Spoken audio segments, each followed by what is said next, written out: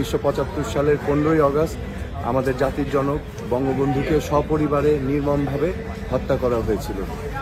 আজকে আমরা জানি যে এখানে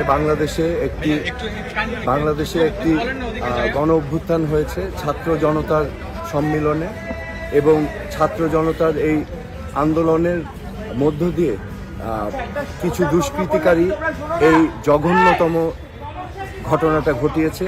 আমি এটার তীব্র নিন্দা জানাই এবং তীব্র প্রতিবাদ জানাই, এবং আমি আহ্বান করব অন্তর্বর্তীকালীন সরকারের দৃষ্টি আকর্ষণ করে আমি দাবি করব যে অতি সত্বর এই দুষ্কৃতিকারীদেরকে আইনের আওতায় এনে বিচার করতে হবে। আজকে আমি আরও আমার মনের কথা আমি বলতে চাই।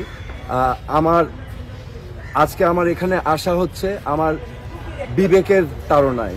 আমি এমন একজন ব্যক্তি, আমি আমার বিবেককে দিয়ে আমি পরিচালিত হই। আমি অন্যায়ের বিরুদ্ধে প্রতিবাদ করি, আমি যতটুকু পারি আমি আমার অবস্থান থেকে করি। আজকে আমি বঙ্গবন্ধুর এই 32 নম্বরের এই বাসায় সেই আবেগের কারণেই আমি উপস্থিত হয়েছি, এবং আমি এটা কোনো অবস্থাতেই মেনে নিতে পারি না যে আমাদের ইতিহাস ঐতিহ্য, কারণ বঙ্গবন্ধু হচ্ছেন আমাদের স্বাধীনতার প্রতীক, তিনি বাংলাদেশের সম্বল। আমাদের বঙ্গবন্ধুকে ইতিহাসের আলোকে এবং মোড়কে আমাদের প্রিজার্ভ করে রাখতে হবে। বঙ্গবন্ধুকে অসম্মান করা হচ্ছে আমাদের মুক্তিযুদ্ধের পূর্ববর্তী 23 বছরের গণ আন্দোলন, যেই গণ আন্দোলনের মাধ্যমে আমরা মুক্তিযুদ্ধ করে দেশ স্বাধীন করেছিলাম।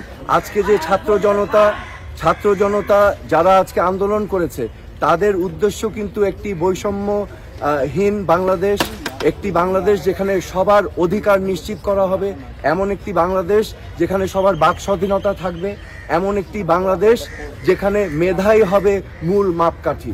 তো আমাদের মুক্তিযুদ্ধের চেতনাই কিন্তু সেই চেতনা, কিন্তু দুর্ভাগ্য আমরা এই আদর্শটাকে বাস্তবায়ন করতে পারিনি বাংলাদেশে এই পর্যন্ত।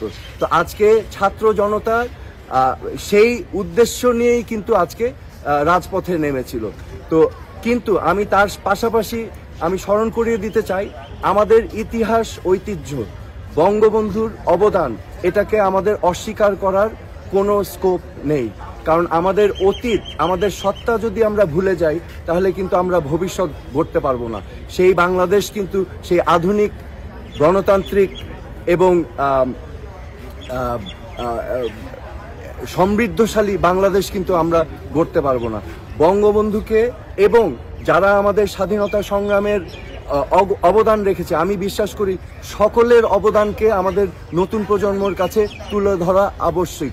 যেমন হোসেন শহীদ সারওয়ার্দী, একে ফজলুল হক, বঙ্গবন্ধু আমাদের মুক্তিযুদ্ধের অনুপ্রেরণা দিয়েছেন, তাজউদ্দিন আহমেদ, সৈয়দ নজরুল ইসলাম, এমনকি আমাদের মুক্তিযুদ্ধে অবদান রেখেছেন জিয়াউর রহমান সহ 11 জন সেক্টর কমান্ডার, এবং যার আরও অনেক বীর, অনেক হিরো এবং অনেক মহানায়ক আছেন, যাদের ইতিহাস আমাদের নতুন প্রজন্মের কাছে তুলে ধরা আবশ্যক। আমি মনে করি এই চরিত্রদেরকে নিয়ে রাজনীতি করা ঠিক হবে না। আমাদের এই অ্যাসেট, যারা আমাদের লেগেসি, তাদেরকে আমাদের সংরক্ষণ করে রাখতে হবে ন্যাশনাল অ্যাসেট হিসাবে।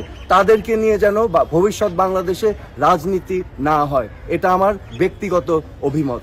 আজকে আমি আমাদের ছাত্রছাত্রী ভাই বোনদেরকে আন্তরিকভাবে ধন্যবাদ জানাচ্ছি।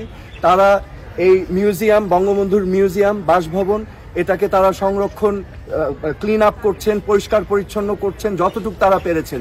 কারণ দুর্বৃত্তরা, আমি আবার বলছি, এই ঘটনা ঘটিয়েছেন কিছু সংখ্যক দুর্বৃত্তরা এই ঘটনাটা ঘটিয়েছে, এবং আমি তাদেরকে স্বাগত জানাই।